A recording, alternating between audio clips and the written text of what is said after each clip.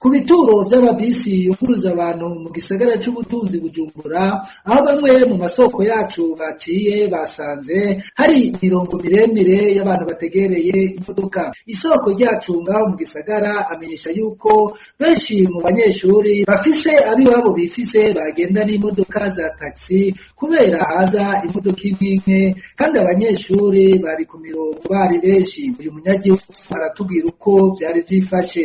Vyoroshe nta mabisi n'ubu ahari mw'ibarabara n'uwirose agatsinda nk'ahantu kure ashaka taxi n'ubu zirasaba tuvugana umurongo ni wose kabisa ni wose abantu abo barinda amabisi haja intuze ya kwasiteri n'imwe itwara abantu bane bamwe batunenga mbaze vyoroshe muzamaki. Uyu munyagihugu amenyesha yuko abana bava kure y'amashure ko batorohewe gutonda kw'ishure. Isoko ryacu risaba umukuru w'igihugu kwikubita agashi ikibazo c'igitoro kikava mu nzira.